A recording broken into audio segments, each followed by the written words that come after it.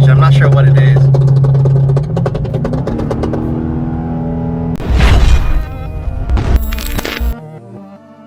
Some of you wanted to see this. It's not too tough as long as you're pretty strong and you have someone else that can help you out, but this is essentially the tool you need. I've got a 27 long socket in there, plus this extender and a 1/2 inch wrench, and I'm using this as a leveler, and I use this as well on top of this. So pretty much essentially you'll be going opposite ways. But let me go ahead and show you the actual tool itself. Well, this tool you can get off of eBay. I got this one off of eBay for like 38 bucks, and it's pretty sturdy and heavy, but this will get the job done. So that's how I had it. It goes in there, it locks into place. If you guys want to see, make sure it's all the way flush like that. See that? All right. I've already gotten the bolt loose, so right now I'm just kind of extracting it. And this bolt, you can use it again. You don't have to get a new bolt. This bolt you can use more than once. Second time. Third time I'll probably just end up getting a new bolt if I were you. Here's the bolt. This literally doesn't have Loctite on it, so I'm not going to use Loctite when I put it back. But it's a 27 millimeter. After that, definitely go ahead and take the belt out so you can get this pulley off. It should pretty much just come out. For the tensioner, it's a 17 millimeter. All right, fingers crossed this should wiggle out. No. Maybe I'm not strong enough to do it with one hand. Oh yeah, it is wiggling out. Let me put the camera down real quick. Oh yeah, right when I put the camera down, this thing just came out like with the pinky. Let's see if this is still good. Yeah, the rubber on here is still pretty good. I don't see any wear. And you can see in here as well. Cool. All right, so this is the front seal you need. Honestly, you can get this from O'Reilly's. This is a really good brand. I got mine off of O'Reilly, and it's pretty much this. This cost me 12 bucks, $12.99.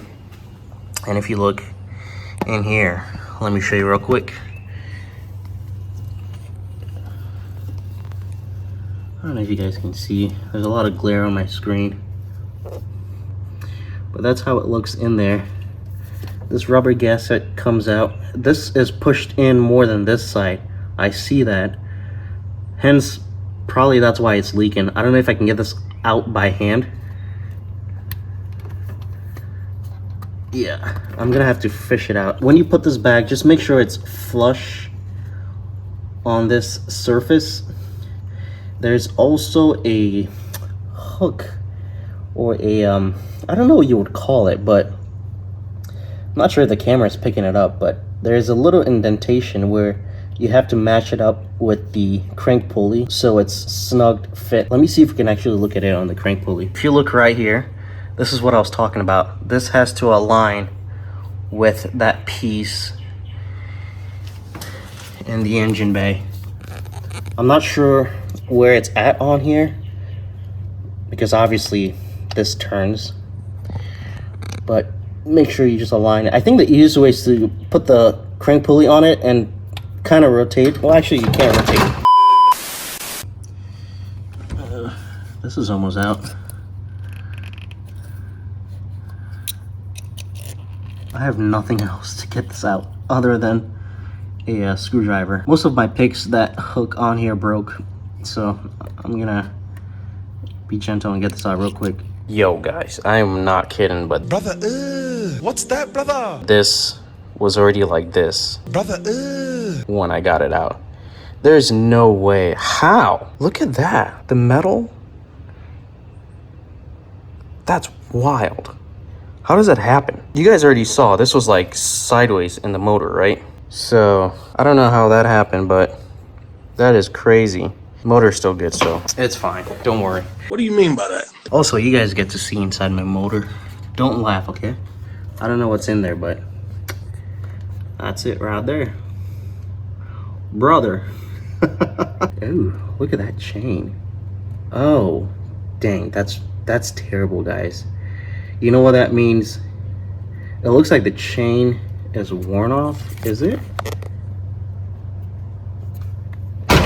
Oh no, it's not worn out. It kind of looks like it is though, but feeling it doesn't feel like it. What do you mean by that? Yeah, I'm just hoping like this metal part wasn't touching it, but it for sure looks like it was.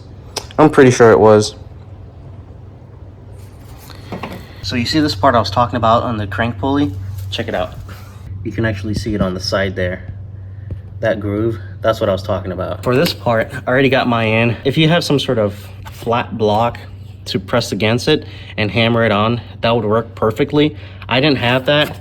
I ended up using this rubber mallet, and I just kind of hit each corner until I could get it in there, and then I started hitting it so it's like perfectly flush. You want this to be perfectly flush and not pushed in more. The crank pulley would do the rest of the job, pushing it in just a tad bit, but yeah, you just want this flush, and that's pretty much it. Everything is reverse order. I'm gonna put everything back and torque it down to 147 foot-pounds of torque, or you can go 150. And some people I've seen, you measure right here, after torquing it to 147, go about, I don't know, 15 to 20 degrees, but I don't get what the point of that is. Also, once everything is put back together, just make sure you top up the coolant, because I lost some coolant from just taking off this radiator hose so I could get the fan out, but make sure you top it off, and you can go ahead and do the first start.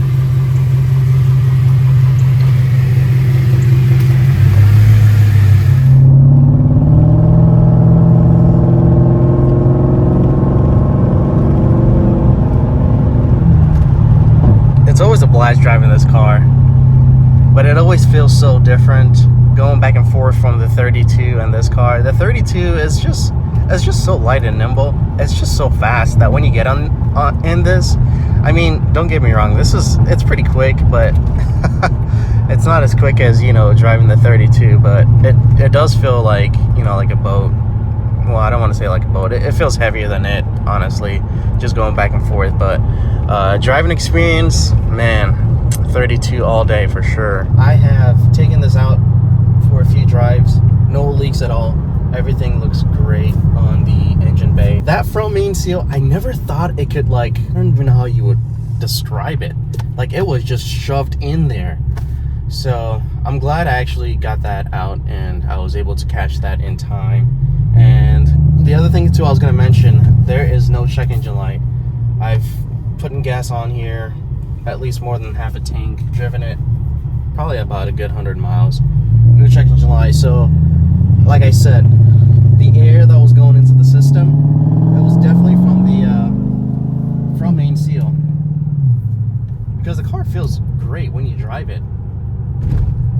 But I'm glad that solved the check engine light, and I'm happy I caught that in time. So this is all squared off, good to go. It feels so good to, you know, have this car back on the road, because this car, I don't know, the many years that I've owned it, it's never had an issue, or I've never had an issue with it.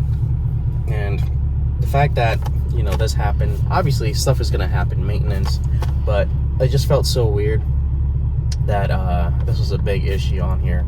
And now it just feels great to have it back on the road. I feel like this car has been like my reliable car for the most part.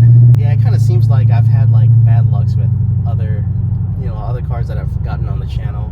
I mean, obviously you guys have seen the 32, the black car, which was the C230, the ML, man, that was something else also. I'll give you guys a little POV. I'm currently heading to Kohl's just to do some quick shopping.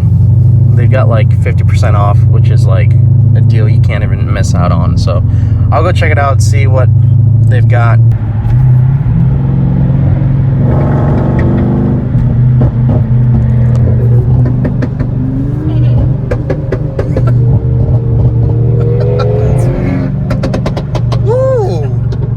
He sounds good. That's debadged. I'm not sure what it is.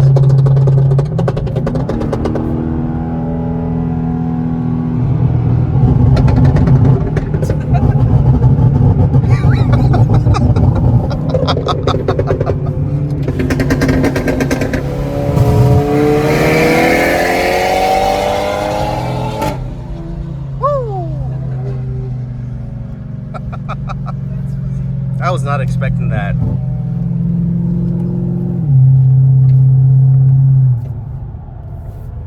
I want to say that's maybe, what would you say that is? Like a 3 Series or a 4? You asking me? I have no idea. I don't know BMWs. I don't know my BMWs also. Yeah, this, I mean, 4-door, this might be a, oh, he's popping all over. He's, dang, dude. He's just popping all over.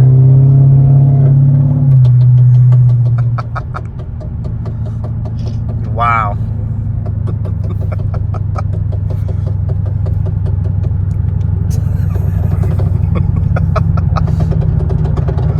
Yo, it's echoing. Crazy. I'm gonna turn right here. Brother. His girlfriend's probably like, alright, that's enough. Alright, I'm here, guys. I'll catch you guys once I'm done here. Guys, we're done with the shopping. I'm just heading home right now. Man, this traffic, not fun.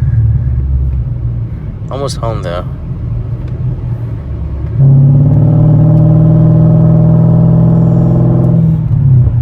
Man, I need some coffee.